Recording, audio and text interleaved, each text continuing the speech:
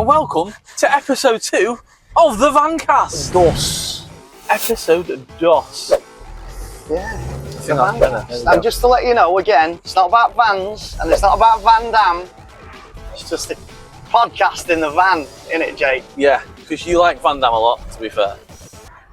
Don't say that too much, because Becca's got something to say about that. She reckons I like sitting there just watching Van Damme doing the splits and oiling up his own body. It's not true. It's not true. I like the films. That's what it is. Yeah, I reckon she likes the oiling up part a little bit more. Oh, I don't know. She likes all them gothy, like, you know, raggy, like 90s looking lads. Right, okay. Fair enough. If she's being honest. If she's being perfectly honest. Yeah.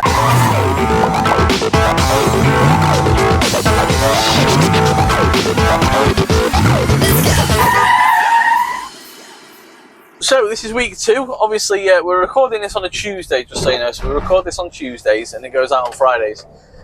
So that's why we talk about our weekends. How was your weekend? Yeah, it was brilliant. To be fair, I had a really good one. I was playing at a local festival called Rudfest. Yeah. Which is not far from me.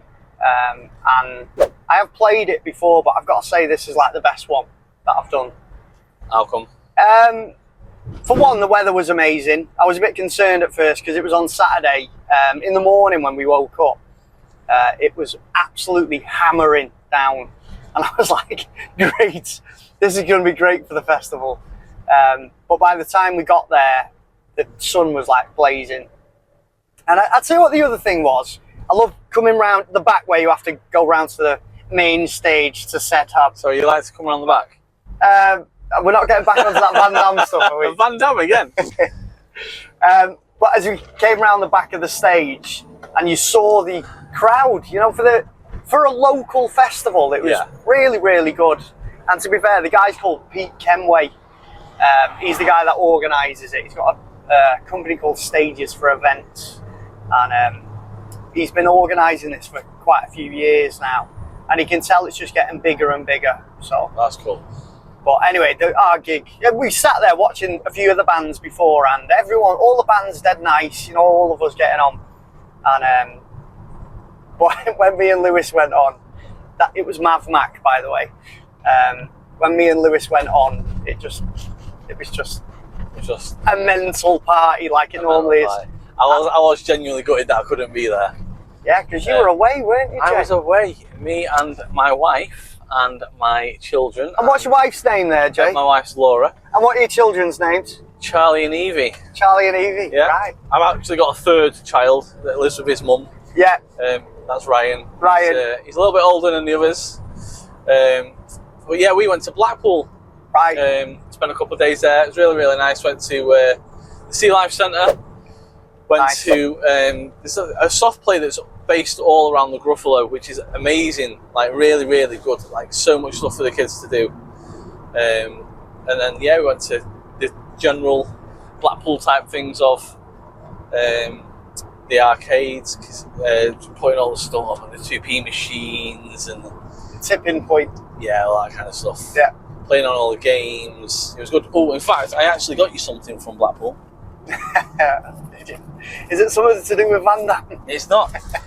It's Blackpool Rock. Oh, there you go, wow. I've got you a sticker rock. Yeah. Rock and roll. No, cheers for that, Jay. That's all right. Thank you very much. I'll help you with you when you get tired.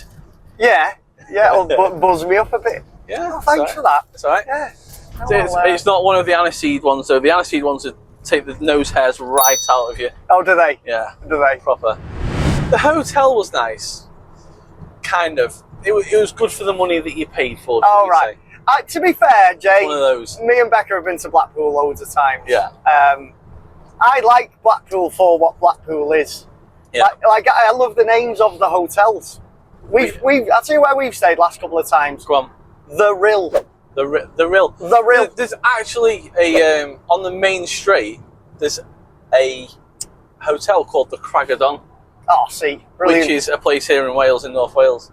But we were staying at the Glendowie Hotel. Right, that sounds posh. It was nice. It was the nicest hotel that you could see on the street. Let's put it that way. Right. we literally walked down the road and you're like, oh, okay. Oh, that's it, it's nice, it's not too bad. But unfortunately, we did witness a murder on the Sunday morning. Right. We genuinely witnessed a murder on a Sunday morning. You're joking? I'm not joking. So do you know how the big blooming seagulls are everywhere? Right. A pigeon was trying to take one of the seagulls' food, and it went, boom, went for it, chasing it, right. grabbed it and literally ripped it to shreds in front of the kids. Like, get in the car! Get in the car! Do you know what? There'll be people probably watching this that are more bothered that it was an animal that got ripped to bits than a human. I mean, it wasn't a nice thing to see. No. But yeah, we literally witnessed the murder. Yeah, are they beefier like beefier seagulls in? Mate, honestly, I'd like if they come up to me and said, "Give me a chip," I'd be like, "Yeah, right, there you go. I'll have the portion, mate." Just...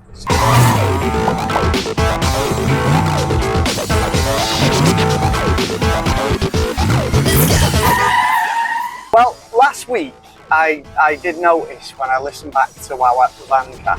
Oh, Vancast. I did talk a hell of a lot about music. Yeah. And that's not like me, is it, Jay? It's 90% of your life. That's 90% of everything. So we definitely decided this week, we definitely have to talk about running, don't we? Yeah, because we both run. Yeah. I think me more than you. Yeah. You'd like to run more though, wouldn't you? Yeah, it's, well, you know how it is. I should run more. I should, and I always want to run more. And when I do run more, I feel better. Yeah. It's just life gets in the way, but really, what you should do is just make time. Yeah. And that's it.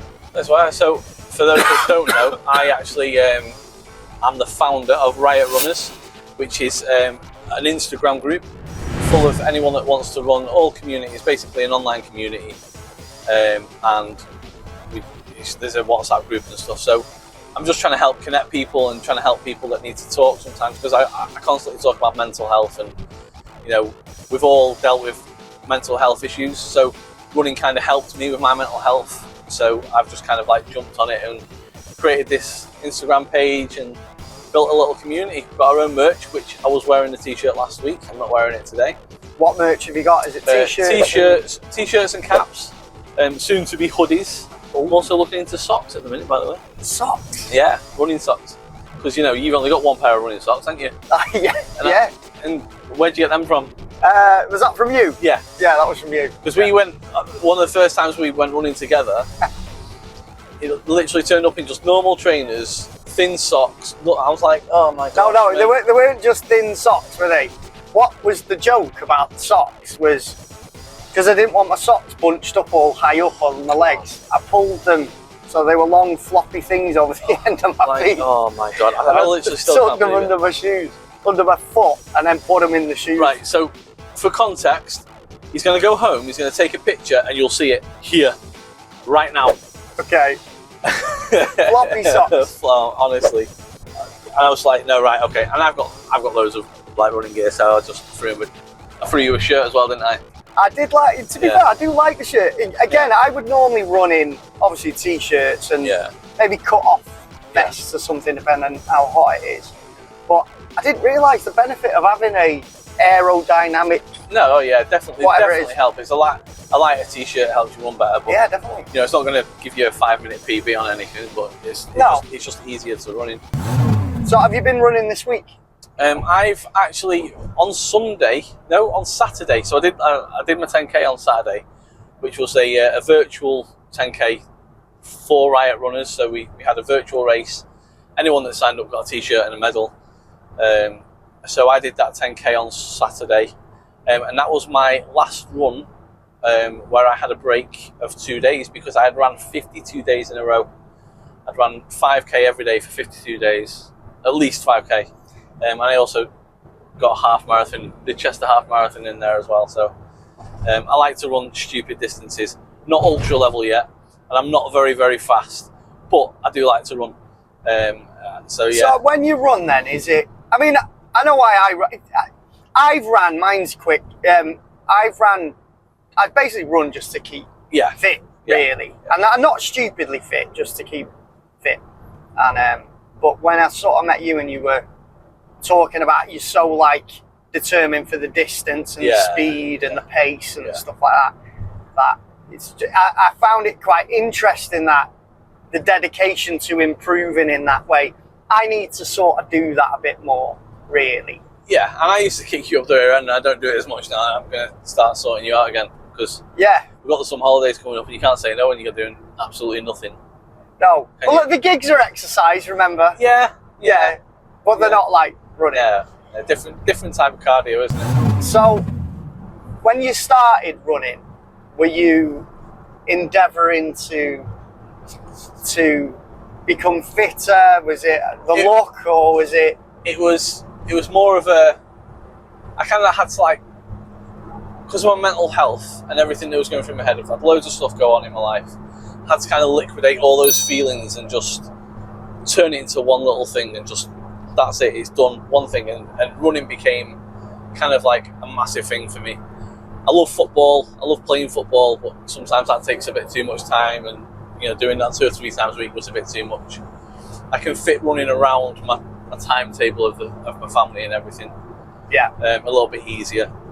Yeah, because I suppose it's not like a full 40 game. Yeah, like Monday to Friday, I leave my house at 6:20 to run to the gym. I do the gym, and then you come and pick me up. So it doesn't kind of... Yeah, so it's like part of the commute as well. Yeah, it doesn't interrupt my family time or other time, whereas at the weekends it's a little bit more tricky, where I've got to try and fit it in. Especially like this weekend, if we went to Blackpool, so I have to leave my house at 6 o'clock to go and do the 10k in the morning. Which was still, by the way, when I started the run at 6:30, it was still 21 degrees on Saturday morning. It was horrendous. So yeah. It's a state of mind for me. It clears my head. It's really nice, and I keep pushing myself. Yeah. And now I've started training. Well, now I will be starting training for the Chester Marathon in October, because I've already done the Chester half marathon and the Chester 10k this year. So I'll be completing the triple in October and doing the full marathon, which will be good. That'll be my 4th marathon. Is it? Yeah. Manchester twice, London once. And I'm going to go for a PB as well. So I'll do that. Right. 4:30. 4 hours, 30 minutes. Can I do it? Is that what you do? Right. Yeah. My current PB is 4:36, which I got last year in the Manchester Marathon.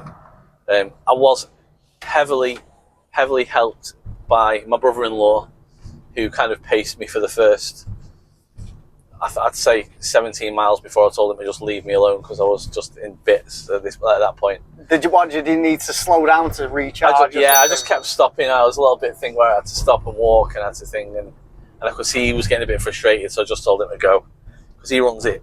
He's run the Manchester Marathon in, I think, 3 hours 26, 3 hours 24. For anyone that's not run a marathon before, the marathon is actually the easiest part, because the support is so much. So it's so good from everyone around. The hardest part of running a marathon is the training, because you're on your own. You just got to have that kind of mental kind of attitude of just going, I'm going to go do this. I'm going to stay to the plan and just do it and stick to it. So there's only you in your own head. Yeah. And that's the way. So playlists become a massive thing. Well, I notice when I've been running with you, because I never ran with anyone before. Then the odd times me and you have been for a run together, you sort of notice. Obviously, there's no music then, because we're just like that when we're running as well. Just continually talking. Yeah. But obviously, when you're running, talking and breathing is actually quite hard, isn't it? Yeah. So that's why you got to go at a certain. There's so much science involved in running that people don't know. Oh, you just go from A to B. No, you don't. No, it's different types of runs. There's different zone of runs. So like a zone 2 run is like just a calm, relaxed run where you can talk and you can have a chat, where your heart rate's at a certain thing. So there's loads of science behind it. But for anyone that doesn't run, I would really highly recommend it. Even if you don't do anything and you've not done anything, couch to 5k, start it. Just go. Just give it a go, and then it helps massively.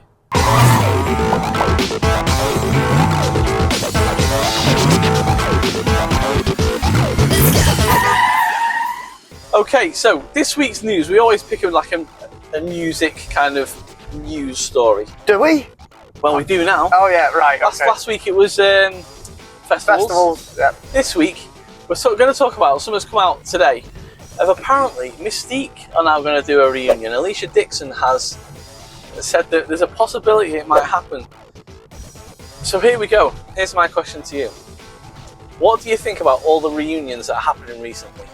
So you got, obviously, Mystique if it comes out. You know, Oasis, which you're going to.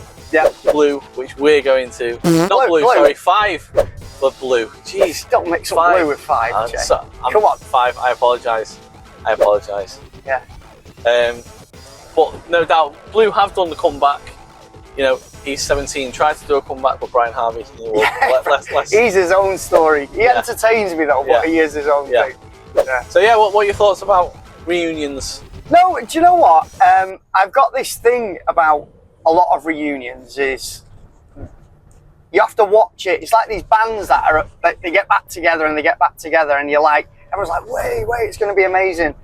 And it doesn't always tend to be amazing. No. They're older and they're not in the buzz and they've not got that, I want to be a rock star. They haven't got that anymore. You're half thinking sometimes, are they just doing it for the money? Well, Oasis are only getting, what are they getting, 80 million quid each gig or something. Each gig? They get, I think it's about 40 million each. Jeez. Yeah, it's something stupid like that. I'm sure it's about 40. It might be 20 million each, you know. Oh, only 20 million. Oh, what a shame. Jeez, can I have 20 quid? Yeah. Heck. Yeah.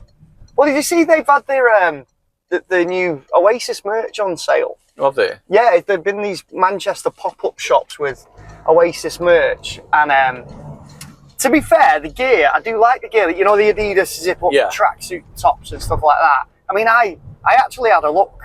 Not even because it's Oasis, because I like them tops anyway. Yeah. How much were they? 135 quid Jesus. just for the top. Nah, it's all right. No thanks. That's all right.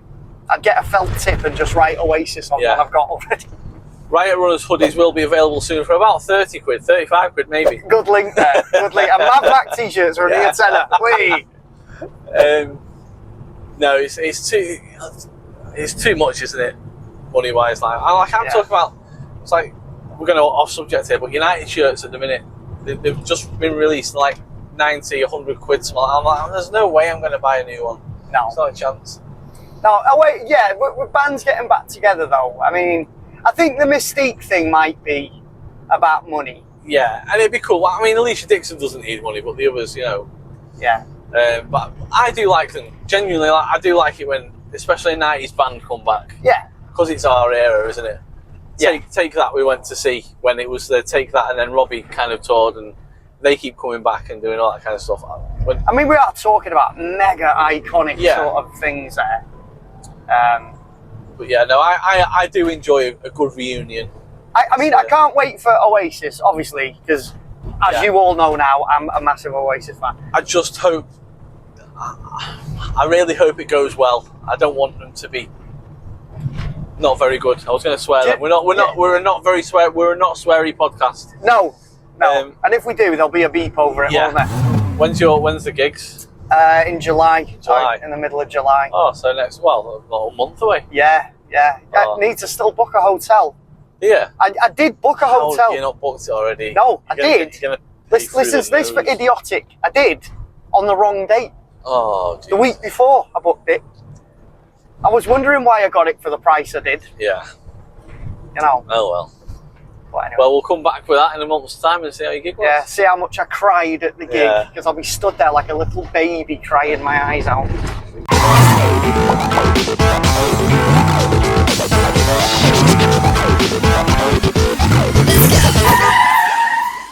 Right, let's talk about our top three. Your top three. It's the top three. And what is it this week, Jay? It is top 3 films. Yeah. Right, so your top 3 films. Now, we did a little stipulation in this, didn't we? Stipulation, that's a good word. I like it. Yeah. I like words like that. Do you like stipulation? Like words that are weird, like fromage, Frais. Yeah, I like words like that. You know, fromage, Frais is like a word I would choose. Yeah. You know what I mean? So the stipulations are this. So for instance, Star Wars original trilogy is allowed. So trilogies are allowed as one kind of film rather than, because otherwise you're just going to pick the 3. Right. So it's allowed one of that. So with that in mind, what is your number 3 film? Me first then. Right. My number 3 is going to be, and this is lots of people's number 1, Back to the Future. Nice. Now again, you can have that as a trilogy, or you're just going to take that as the original number 1? No, I love the trilogy, but if I was going to pick, I think Back to the Future 1 is way above the other 2. I'd agree. But I think Back to the Future, obviously there's all the, the 80s kid nostalgia. Yeah. But another thing, being a musical geek like I am, the soundtrack was done by a guy called Alan Silvestri. All right. And he does all the Avengers stuff now. Oh, cool. He's amazing. He's done loads. He's done loads of Tom Hanks films and stuff like that. But he's the guy that made up the... He did all of that. And I think it's one of them, as soon as anybody hears those riffs... Yeah, you know who it is. It's like magical, it is. It's like a magical thing. And I feel like this guy's letting me go here. Cheers, mate. Yeah, it's quite moving. And I think, I know recently they've made Back to the Future the musical, haven't they? Yeah. Okay, Jay, your number 3. My number 3 is Inception. Oh, cool. Such a good film. Like, I like films that mess with your head. And Inception is brilliant. I just love. I've seen it so many times. I don't care if it's like I won't go and watch it on purpose. But if like when you flick through your channels and it's there, even if it's half an hour through, it stays on. Yeah. And I want to watch it unless the kids are in the room, obviously. Yeah.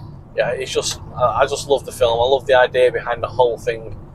I love that last 10 seconds of, is it still spinning or is it not? Yeah. Is he still dreaming or is it not? And it was the same with him in Shutter Island as well. That kind of whole kind of twist. I love those kind of twists in films. Yeah. But I also love Leonardo DiCaprio. He's probably my favourite actor. I think he's amazing. So is he your Jean-Claude Van Damme? He's probably my Jean-Claude Van Damme, yeah. Him and someone else who we'll find out in a minute because he's in one of the other films. But yeah, it's Inception. It's just the whole concept of everything and how it works. It's just brilliant. Yeah. Mind mess films. Yeah, I love mind mess films. Yeah. Cool. Good use of mind mess. Rather the other word. Yeah, mind. Yeah. You know that word. Fromage Frais. Your number 2, Steve.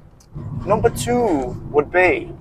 Now we've spoke about this person a few times, and Becca will rip me to death because I've mentioned him loads of times. It's a Jean-Claude Van Damme film. Is it a Jean-Claude Van Damme film? Yeah, I was on the fence actually between 2 of these films, but this one I'm going to pick just steals it. Yeah. It is Bloodsport. Yeah, I knew that was happening. It's Bloodsport, and I think it's like 1986 or something. Yeah. But it's Van Damme's first sort of big feature film. I think he was in No Retreat, No Surrender as a little part in that. I mean, he was the big baddie at the end, but it was only a bit. And I think this was the one where he was hired to be the main actor and the main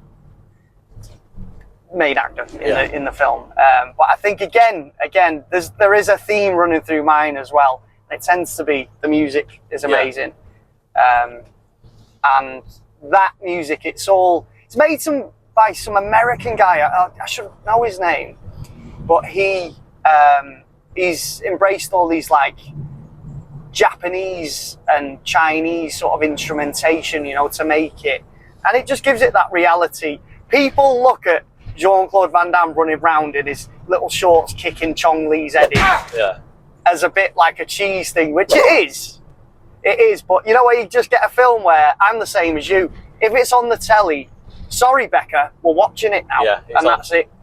And it's done. And she'll be like, you can watch it yourself. And she'll go off and play Tomb Raider. Yeah, fair. But yeah, so I would pick that. But the other one would have been Kickboxer. Is that going to be an honourable mention? It would have been. I actually forgot my honourable mention. Oh, there you go, you see. But Kickboxer's basically the same. It's basically the same. It's the same film, just different settings. Yeah, it's even same composer for the music. Oh, there you go. Anyway, yeah, Bloodsport. Right, your number 2. My number dos. This will be a lot of people's favourite film. It'll be in a lot of people's top 3, and it's also going to be in mine. It is The Shawshank Redemption. Oh, very good. So, classic. Like, no matter who you are at what age, when you see that film for the first time, you go, yeah, it's class. Again, for me, it's all about storylines. If the storyline can hook me, I'm in. You know, and it's a brilliant storyline, and it's who notices a man's shoes, really? Who looks at a man's shoes? You know, what a line that is. And again, some great actors. Morgan Freeman, one of the best actors of this generation. And he's the voice of God, obviously, and everything. Yeah, so. Everything.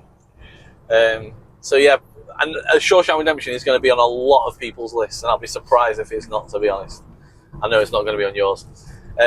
No, I love it. Yeah, but yeah, it's just it's just a great film. You can't knock it, can you? Yeah, very good. You're trying to figure out where we're going to turn around here, aren't you? I am. We've gone past where Jay lives because we've not finished talking. But I've just realised I'm going into Mordor, I think so. Yeah, it's a little bit leafy around here, isn't it? Wow, there are no turn-offs at all. No. And are we behind a tractor here? We're surprise. Oh, yeah. I was going to turn around. Check this 25-point turn here. You ready? Right, pray for my life. It won't be. Look at this for professional here. There we go. Check my mirrors for all the learner drivers out there. That's it. Indicate is on. Check the other way. Indicate. Let's go. We're clear to go. Safe. Excellent. See what I mean? Well done. That's a good quality piece of driving. So I hope there's an insurance company watching now, so my rate goes low. Yeah, just need to stop crashing the van. Yeah, that'll help, won't it? So we'll go into our final choices. Your number 1, Steve. Right, my number 1 is I tell Jay a lot in the mornings about the weird dreams that I have. I won't go into them because they are exceptionally weird. And this is all because he watches messed up films. Yeah, you do. You watch weird films. I like weird. Horror is your favourite genre, I think. I think it's psychological horror. Yeah. That's what it is. Yeah.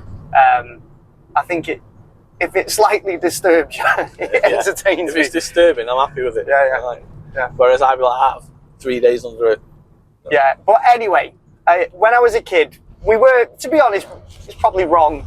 Well, it was wrong because you had to be 18 to watch all of these, but we were brought up on like alien films and horror films, and me and my 2 brothers sit there. Freddy Krueger. Chris had a Freddy Krueger poster above his bed when he was about 6, which I don't think is normal. Nah, probably not. Yeah, but anyway, and one of them, which has become my favourite film, is The Fly. The Fly. With Jeff Goldblum. And I can't say, do you know, I don't actually think I've seen it. I know it, I think I may have seen bits of it, but I don't think I've seen it start to finish. Apologies. No, I would suggest then, if you want a very romantic Valentine's Day next year, sit there with Laura and sit and watch The Fly. It's a tragic love story. Becca rips me for this because she reckons it's just about a man that turns into a flea, she says. But it's not called The Flea, Becca, it's called The Fly. And it's about a guy, basically. He's a scientist, and he's trying to work out how to teleport between two pods. And he falls in love with this reporter who's writing a story about him. And then they have like a bit of a row over something, I won't go into it. And he gets drunk that night and decides to test the telepod on himself. But he doesn't realise there's a fly inside the telepod with him. And when he teleports to the other pod and it works, he's like, wow. Over the next few days, he starts to feel invigorated. Use that word again there. Yeah. And what he doesn't realise till a bit later on, he's actually mixed his DNA with that of a fly, and he eventually turns into this thing called Brundlefly. I'm making it sound rubbish, but it's amazing. Because it's actually sad as well. And again, it ends tragically. I call it a tragedy that Shakespeare never wrote. Right, okay. This is why I get ripped. Because apparently as well, it's supposed to be a metaphor for watching a loved one die of cancer. Just to depress the mood a bit. Mate, come on. No, I'm telling you. I'm telling you. But the soundtrack for that is Howard Shore is the guy. Yeah. And I have that on my phone. I've got loads of soundtrack. The Fly has got loads of... They've got a song called The Phone Call. It's not a song, it's a piece of like orchestral music, which is really, really dark and really sad. Yeah. And then Becca, I know I keep bringing her up because she rips me so much about it. There's a song called Success with a Baboon, right? And that's because as he's testing it, first of all, he tests it with a baboon. And then when it goes through the first time, they've got this dead happy piece of music called Success with a Baboon. Anyway, nice. That's The Fly, Jeff Goldblum, brilliant. Right, Jay. Yeah. It's time for your number one. And this is why I did my stipulation of trilogies being allowed. Okay. My number one is the Batman Dark Knight trilogy. Cool. I love it. It's my favourite 3 films as a set. My favourite out of the 3 is definitely The Dark Knight. And my other little kind of Leonardo DiCaprio-esque actor is Heath Ledger. Oh, fair enough. His role as the Joker is just unbelievable. And if it weren't, again, for his passing, I think there'd have been Oscars flying around for him and everything. Yeah. He's so good in that film. And so is he your favourite Joker? Yeah. No, hands down. My favourite Joker, and I think the best Joker. And people go, oh, well, this and that. No, it's just the way he played it, the way he was. It was just unreal. And Christian Bale's brilliant as a Batman as well. Bane is brilliant. Bane, yeah, we love Tom Hardy's class. Yeah. Again, Tom Hardy was in Inception, which is my number 3 film. Yeah. So yeah, just the 3 films. You know, I'd love to have a day where I can just watch all 3 back to back, but you know, family time and all that kind of stuff doesn't kind of. Not this one. No, keep going. Oh, right. So we're going this is what I mean. now. He's gone that far away. He doesn't even know where he is now. Yeah. He's just driving now. We're driving through Turkey at the minute. We're going to be. Yeah, feels like it in a minute. He's it's boiling. Mental. So yeah, that's my number 1. So who'd win out of Batman and Superman? Oh, Batman, clearly. Okay. Bit of kryptonite, Dosh. There you go. My honourable mentions. See, and this is where we'll start a different topic. Is the Marvel films is my honourable mentions, but they're just Marvel versus DC. Well, is this going to be your honourable mention now? Yeah, but we're just going to go into a whole plethora of things. There's another good one. My honourable mentions are the whole of the Marvel kind of Say series. that after you've had a beer bong. And she's just after having a cider, to be honest. I just love the whole storyline, and it just cuts across the thing in the timeline order and everything. They've not been as good, the Marvel films, since Endgame, but you know, we'll stick with it. Just so we know it's right where this car's about to turn out. Okay. So yeah, and I also love Star Wars as well. So there's so many different things, but again, Star Wars is a massive series, and I didn't really want to pick out one of them. What would your honourable mention be? My honourable today. mention is going to be, again, you w't like these at all. Silence of the Lambs. No, I get it. It's a good film. The whole thing's amazing. I've seen bits. I know the stories. I think I have seen it once through. Is that the one where he cuts from top to bottom and the guts hang out everywhere? That's a different film. Is that? No, that's a second. Oh no, that is that one. Yeah. Yeah. Yeah, that is that one. I do think I've seen it. Yeah, there are a few. There's Hannibal. Yeah, it is that one. Yeah. But it's not even about Hannibal Lecter, to be fair, with me. I think the darkness of Buffalo Bill, the main, he's the killer that they're trying to catch. Yeah. I think that's just like, I don't know, it's really dark, dark. But again, the composer is Howard Shore, same guy who did The Fly. Yeah. So I'm sure that's got loads to do with it, you know. What, the composer, the music? I don't even mean that. I sound like such a geek, I know. But you are such a geek. Yeah, but it's okay. It obviously affects me. You know what I mean? Like it does a lot of people. I do get that. A lot of people feel like that. That's why these big directors use the same composers. Like Steven Spielberg always used John Williams. Yeah. Because I think it's a difficult thing writing music to film well, because you are basically creating the emotion in the film with the music. Yeah. So you need someone who knows how to do it and create the mood in it. And I think these ones I'm mentioning, they're like absolute experts. That's why the Millionaires is doing that. So, it is. So there you go. There's our films of the week. Yeah. Or top 3, isn't it? Top three movies of Don't know what it's going to be next week, Jay. Well, we'll figure out. Maybe guys in the comments can stick what they think we should have top 3s for, and also put your top 3 films in the comments, because we'd love to see what they were as well. Yeah.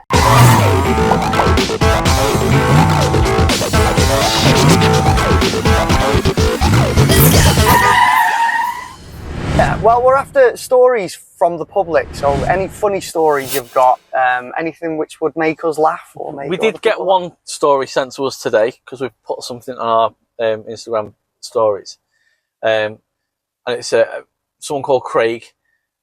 The story is not really suitable, so we can't put that one on there. I did like his story though. It was quite a funny story, but we're not that kind of podcast, and we've got to be really careful about what we say and what we do. So thank you to Craig for that, but we can't use that story, unfortunately. Yeah, sorry about that. Yeah, but if you've got any stories, you can email them to us, can't you? Or put them... We like to read through stuff and look at funny stuff. Yeah, send us a message, whatever. So that was episode 2 of the Vancast. I don't feel like we've said the Vancast that much today. No, Vancast. Not like Beetlejuice, is it? Weird. Candyman will turn up now. So thanks again for listening. Thanks again for watching. We've had loads of feedback from episode 1, which was great. Please do share, like, follow, all the kind of stuff that all the podcasters say and do. It is really appreciated, and enjoy your week. Our song of the week this week. So obviously last week we had the MAVMAC song. A McElroy song, I'll have you know. Sorry, I apologise, because you're in so many different things. Yeah. McElroy song. It was my choice. I should know that. So this week we've got a band that have come forward called Kill the Silence. So this is Jason from Kill the Silence, and he's going to introduce this week's song of the week. Hey guys, I'm Jason from Kill the Silence. The track you're about to hear is called Lost at Sea. It was released about 2 years ago, but is still our most recent single. But we have some new stuff coming out towards the end of the year, so keep an eye out for that. If you like what you hear and want to hear more, you'll find us on Spotify, Apple Music, all the regular streaming sites. And if you want to keep an eye out for new music, check us out on Facebook, Instagram, X, formerly Twitter, at Kill the Silence, and on Instagram it's KT Silence Official. Thank you for listening, have a wonderful time, and enjoy the rest of this podcast.